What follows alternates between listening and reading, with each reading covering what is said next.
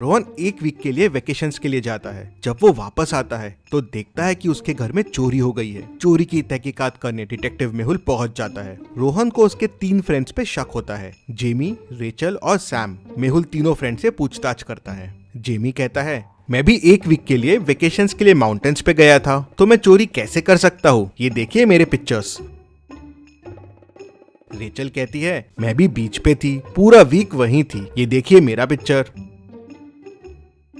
Sam कहता है कि मैं भी डेजर्ट्स में था, पूरा वीक सिटी में था ही नहीं, आप मेरे भी पिक्चर देख लीजिए।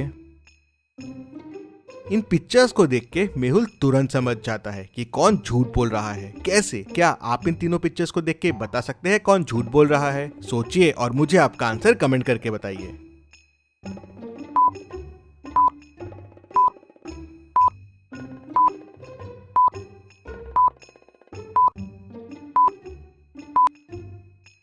चलिए इसका आंसर देखते हैं। रेचल की फोटो को देखिए, काइट का डायरेक्शन अलग है और शिप के फ्लैग का डायरेक्शन अलग है। ऐसा कैसे पॉसिबल है? दोनों हवा के डायरेक्शन में फ्लो होंगे। वही मेहुल समझ जाता है कि ये फेक फोटो है, रेचल झूठ बोल रही है और उसे पकड़ लेता है। चलिए अगली पहेली देखते हैं।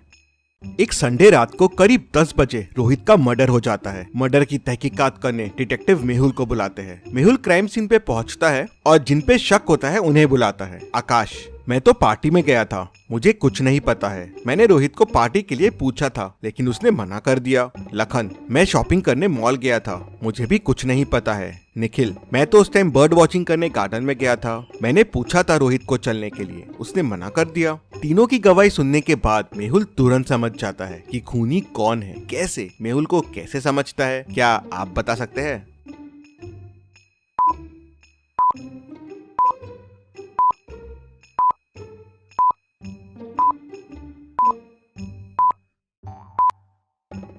चलिए इसका आंसर देखते हैं। खूनी निखिल है। खून करीब 10 बजे हुआ। उस टाइम कोई बर्ड वॉचिंग कैसे कर सकता है? मतलब निखिल झूठ बोल रहा है, वही खूनी है। चलिए अगली पहेली देखते हैं। अगर एक चॉकलेट और एक पानी की बोतल 110 रुपए की है और चॉकलेट का कॉस्ट पानी की बोतल से 100 रुपए ज्यादा है, तो आप बताएं पानी की बोतल का कॉस्ट क्या होगा?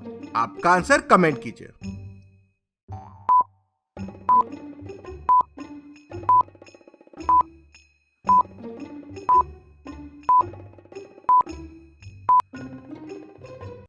चलिए इसका आंसर देखते हैं। अगर आपने आंसर 10 सोचा है तो आपका आंसर गलत है। चॉकलेट का कॉस्ट 100 रुपए ज्यादा है। अगर बोतल 10 रुपए की है तो चॉकलेट तो 90 रुपए महंगी होगी।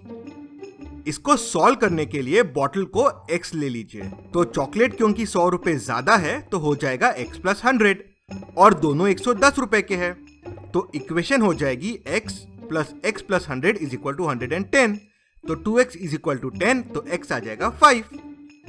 मतलब बॉटल हो गई 5 रुपए की और चॉकलेट हो गई 105 रुपए की। चलिए अगली पहेली देखते हैं।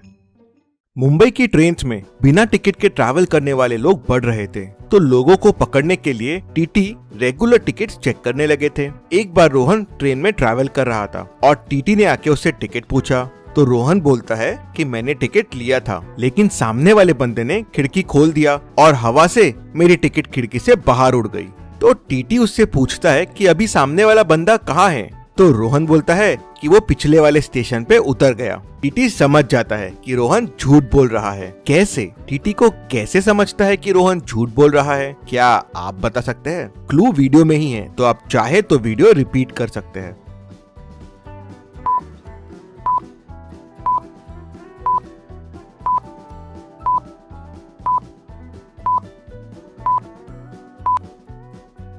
चलिए इसका आंसर देखते हैं। ट्रेन में हवा बाहर से अंदर आती है, तो खुद से टिकट खिड़की से बाहर नहीं जा सकती, वो हवा से ट्रेन के अंदर ही उड़ेगी। वही टीटी को समझ जाता है कि रोहन झूठ बोल रहा है। चलिए अगली पहेली देखते हैं। एक ट्रेन स्टेशन पे रुकी हुई है, अभी उसमें कुछ पैसेंजर्स है। थोड़ी देर बाद ट्रेन चलने लगती है।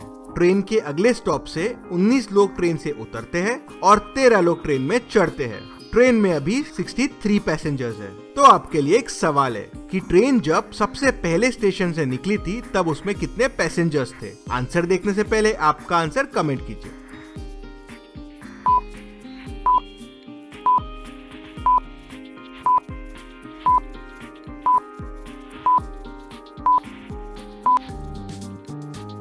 चलिए इसका आंसर देखते हैं। पहले स्टॉप पे ट्रेन में से 19 लोग उतरे और 13 लोग चढ़े, मतलब 19 माइनस 13। 6 लोग ट्रेन में से उतरे, मतलब 6 पैसेंजर्स ट्रेन में से कम हुए। अभी 63 पैसेंजर्स है, तो जब ट्रेन स्टेशन से निकली थी तो 63 प्लस 6 मतलब 69 पैसेंजर्स थे। चलिए अगली पहेली देखते हैं।